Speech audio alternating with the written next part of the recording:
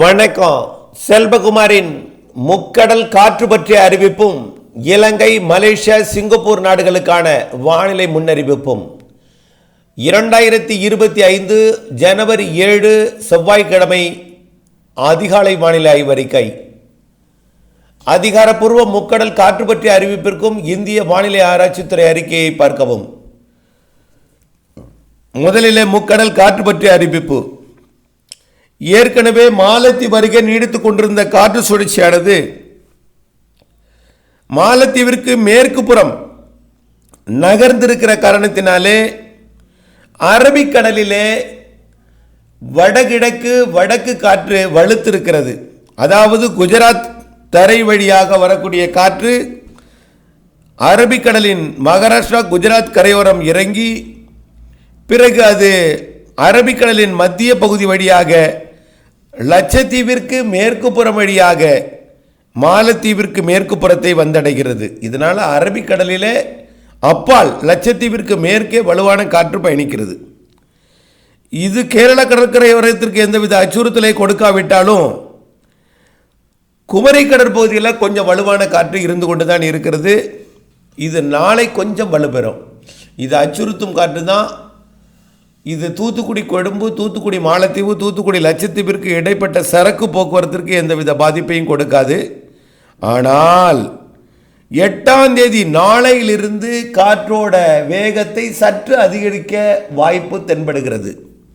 அதாவது அடுத்த காற்று சுழற்சி இலங்கை அருகே வரவும் அது குமரி கடற்பகுதிக்கு வந்தடையவும் 10-11 தேதிகளில் 12-13-14 மேலும் ஒரு காற்று சுழற்சி இலங்கை அருகே வரவும் இணைப்பு சுழற்சியால் குமரி கடல் சுழற்சியும் இலங்கைக்கு கிழக்குப்புறம் இருக்கும் சுழற்சியும் ஒன்றிணைந்து சுழல வடகிழக்கு கிழக்கு காற்றை தமிழ்நாட்டின் கடலோர பகுதிகளிலையும் மன்னார் வளைகுடா பாக்ஜல சிந்தி பகுதிகளிலையும் குமரி கடற்பகுதிகளிலையும் சற்று வலுப்பெற வாய்ப்பை ஏற்படுத்தி இருக்கிறது. ஆக 8ஆம் தேதியை விட 9ஆம் தேதி தமிழ்நாட்டின் கரையோரத்தில் கிழக்கு வடகிழக்கு காற்றோட வேகம் கரையை ஒட்டிய கடற்பகுதியில் சற்று வலுவாக இருக்கும், அச்சுறுத்தும் வகையில் இருக்கும். அது குறிப்பாக எடை குறைந்த படகுகள் மீன்பிடித்தல் சவால். பெரிய மோட்டார் படகுல வேண்டாம், சவாலுக்கு இடையே மீன்பிடிக்கலாம். அதற்கும் இந்திய வானிலை ஆய்வு நிறுவனம் வரக்கூடிய 9ஆம் தேதியிலிருந்து தடை விதிக்க வாய்ப்பு இருக்கிறது.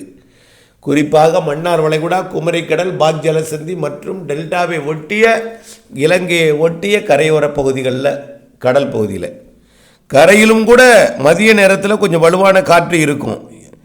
அதாவது 9, 10, 11, 12ஆம் தேதியெல்லாம் தரைப்பகுதிகளில் கூட வடகிழக்கு காற்று வலுத்திருக்கும். இது வழக்கமாக 30, 31ஆம் தேதி வீசிய காற்று போல தான். அந்த காற்று படிப்படியாக 11, 12, 13 தேதிகளிலே, அதாவது பொங்கலுக்கு முன் சனி ஞாயிறு கண்டிப்பாக மன்னார் வளைகுடா குமரி கடற்பகுதிகளில் 65 கிலோமீட்டர் வேகம் கொண்ட காற்றாக மாறும். பொங்கலுக்கு முன் வரக்கூடிய சனி மற்றும் ஞாயிறு 2 நாளும் 11, 12 தேதி போகி பண்டிகை அன்றைக்கு கூட மன்னார் வளைகுடா குமரி கடற்பகுதிகளில் வலுவான காற்று இருக்கும். அப்பொழுது நிகழ்வானது மாலத்தீவு பகுதியை நோக்கி நகர்ந்து கொண்டிருக்கும். குமரி கடற்பகுதியிலிருந்து பொங்கல் நேரத்தில் மாலத்தீவு பகுதியை நோக்கி நகர புதிய காற்று சுழற்சியும் இலங்கைக்கு நெருக்கமாக வந்து கொண்டிருக்கும். ஆக தொடர்ச்சியாக சங்கிலி தொடர் போல அடுத்தடுத்த காற்று சுழற்சிகள் ஒன்றோடு ஒன்று இணைப்பை பெற்று இரு காற்று இணைவிலே பெரிய சாதகம் இல்லாத காரணத்தினால பெரிய அளவிலே மழைப்பொழிவை கொடுக்காவிட்டாலும் மழைப்பொழிவு இருந்து கொண்டே இருக்கும், இடைவெளியும் இருக்கும், குழப்பமான வானிலையாகத்தான் இருக்கும். பொங்கலிலிருந்து தமிழ்நாட்டுக்கு மழைப்பொழிவை கொடுக்கக்கூடிய அதே நாள்லையும் கிழக்கு வடகிழக்கு காற்று 13, 14, 15 தேதிகளிலையும் சற்று வலுவாகவே இருக்கும். குறிப்பாக 14, 15 தேதிகளில் அடுத்த சுழற்சி காரணமாக மன்னார் வளைகுடா மட்டுமல்ல லட்சத்தீவோட தெற்கு பகுதி மாலத்தீவு லட்சத்தீவு இடைப்பட்ட பகுதியில் கூட வரக்கூடிய 13, 14, 15 தேதிகளில் காற்றோட வேகம் சற்று வலுத்து காணப்படும். இது பாலக்காட்டு கணவாய், ஆரியங்காவு கணவாய், ஆரல்வாய்மொழி கணவாய் வழியாக கிழக்கிலிருந்து வரக்கூடிய காற்றும் வழக்கமாக தரையேறக்கூடிய காற்று. பொங்கல் நேரத்தில் கிழக்கு காற்று கொஞ்சம் தரையில் வலுத்திருக்கும். அது மதிய நேரத்தில் வலுத்திருக்கும், மாலை நேரத்தில் மேற்கே வலுத்திருக்கும். அந்த காற்று அரபிக்கடலில் போய் இறங்கும் பொழுது அதிகாலை நேரங்களில் நள்ளிரவுக்கு பின் அரபிக்கடலில் கணவாய் பகுதிகளுக்கு நேர் மேற்கே உள்ள பகுதிகள் கொச்சி மற்றும் அப்படியே கொல்லம் இந்த பகுதிகளில் மேற்கு, அதாவது அரபிக்கடலில் கேரள கடலோரத்தை ஒட்டிய புடலூருக்கு நேர் மேற்கையும் அதேபோல் பாலக்காட்டுக்கு நேர் மேற்கையும் உள்ள கடற்பகுதியில் அதிகாலை நேரத்தில் கிழக்கு காற்று வலுத்திருக்கும். அந்த நேரத்தில் நிகழ்வு மாலத்தீவு லட்சத்தீவு இடைப்பட்ட பகுதியில் இருந்து கொண்டு சற்று வலுவான காற்றை லட்சத்தீவு மாலத்தீவு இடைப்பட்ட பகுதியில் கொடுக்கும். ஆக இதிலிருந்து என்ன தெரிகிறது, இன்றைக்கும் நாளைக்கு மட்டும்தான் நீங்கள் மீன்பிடித்தலுக்கு சாதகமான ஒரு வாய்ப்பு குமரி கடற்பகுதிகளில், ஒட்டுமொத்த தமிழ்நாட்டு கடற்பகுதிகளிலையும் குமரி கடல் பகுதிகளிலையும் இன்றைக்கு மட்டுமே வாய்ப்பு. நாளையிலிருந்து படிப்படியாக காற்றின் வேகம் அதிகரிக்கும். கண்டிப்பாக எடை குறைந்த படகு மீன்பிடித்தலில் சவால் முடியாது. விசைப்படகு மீன்பிடித்தாலும் சற்று விட்டு விட்டு வீசக்கூடிய காற்று, அச்சுறுத்தும் காற்று இருக்கும். அதுலேயும் குறிப்பாக 12, 13, 14, 15 தேதிகளில் பொங்கல் தினத்தில் கண்டிப்பாக தடி ஞாயிறு திங்கள் செவ்வாய் ஆகிய தினங்கள் வரக்கூடிய சனி ஞாயிறு திங்கள் செவ்வாய், அதாவது 11, 11, 13, 14, 15 தேதிகளில் பொங்கலுக்கு முன் தொடங்கி குமரி கடற்பகுதிகளில் 60, 65 கிலோமீட்டர் வேகம் கொண்ட காற்று குமரி கடற்பகுதியிலையும் மன்னார் வளைகுடாவிலையும் இருக்கும். அந்த நிகழ்வு தான் அது லட்சத்தீவு மாலத்தீவு இடைப்பட்ட பகுதிக்கு பொங்கல் தினத்தில் போகும்பொழுது லட்சத்தீவிற்கு தெற்கே மாலத்தீவு இடைப்பட்ட பகுதியில் சற்று வலு நிறைந்த காற்றாக இருக்கும். கேரள கடற்கரையோரத்தில் பெரிய நிகழ்வு ஏதும் செல்லாது. ஆனால் கிழக்கு திசையிலிருந்து நள்ளிரவு அதிகாலை நேர காற்று, கணவாயிலிருந்து வரக்கூடிய காற்று கடலில் இறங்கும் பொழுது கொஞ்சம் வலுவாக இருக்கும். அடுத்தபடியாக தூத்துக்குடி கொழும்பு, தூத்துக்குடி மாலத்தீவு, லட்சத்தீவு இடைப்பட்ட சரக்கு போக்குவரத்திற்கு இன்றைக்கு நாளைக்கும் பெரிய அச்சுறுத்தல் இல்லை. இருந்தாலும் 9ஆம் தேதியிலிருந்து அச்சுறுத்தல் கொடுக்கும். கண்டிப்பாக 11, 12, 13, 14, 15 சனி ஞாயிறு திங்கள் செவ்வாய் தூத்துக்குடி கொழும்பு, தூத்துக்குடி மாலத்தீவு, தூத்துக்குடி லட்சத்தீவு இடைப்பட்ட சரக்கு போக்குவரத்திற்கு கடுமையான சவால் இருந்த காற்றாக 65 கிலோமீட்டர் வேகம் கொண்ட காற்று குமரி கடற்பகுதியில் இருக்கும் என்பதை நினைவில் கொண்டு தங்களுடைய திட்டத்தை வகுத்துக் கொள்ள வேண்டும். அடுத்தபடியாக இலங்கை மற்றும் சிங்கப்பூர் மலேசியா வானிலை. இலங்கையை பொறுத்த வரைக்கும் இன்றிலிருந்து இலங்கைக்கு மழை வாய்ப்பு உருவாகி கொண்டிருக்கிறது.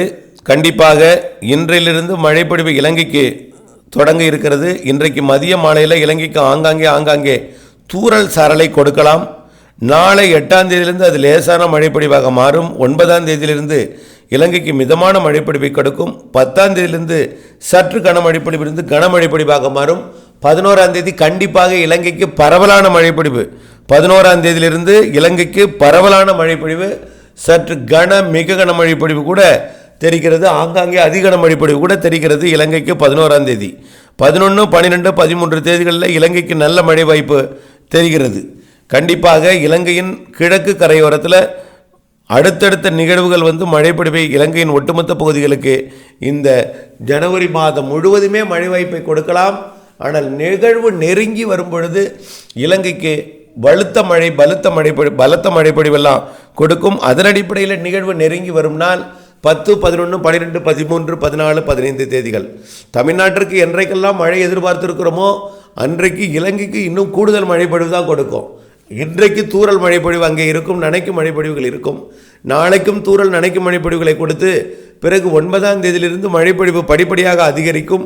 10 இன்னும் கொஞ்சம் கூடி இருக்கும். 11, 12, 13, 14, 15 தேதிகளில் நல்லதொரு மழைப்பொழிவு இலங்கைக்கு கொடுக்கும். நிகழ்வு மாலத்தீவு குமரி கடற்பகுதியில் தான் நீடிக்கும் என்பதனால இலங்கைக்கு மழை இல்லாத நாட்கள் இருக்க வாய்ப்பில்லை. குறைந்தபட்சம் தென்கிழக்கு இலங்கைக்காவது தினசரி மழைப்பொழிவை கொடுக்கும் வகையில் வானிலை அமைப்பு அமையும். அவ்வப்பொழுது வடக்கு கிழக்கு மாகாணங்களுக்கும் நல்ல மழைப்பொழிவை கொடுத்து கொண்டிருக்கும். இப்படிப்பட்ட வானிலை பிப்ரவரியிலும் தொடர வாய்ப்பு இருக்கிறது. அறுவடை இருந்தால் இடைவெளியும் இருக்கும், இடையூறும் இருக்கும். இடைவெளி அறிந்து அறுவடை செய்ய வேண்டும், வானிலை அறிந்து விவசாயம் செய்ய வேண்டும். சிங்கப்பூர் மலேசியாவை பொறுத்த வரைக்கும் அடுத்தடுத்த நிகழ்வு இலங்கைக்கும் தமிழ்நாட்டிற்கும் வரக்கூடிய நிகழ்வு எல்லாமே சிங்கப்பூர் மலேசியா வழியாகத்தான் வருகிறது.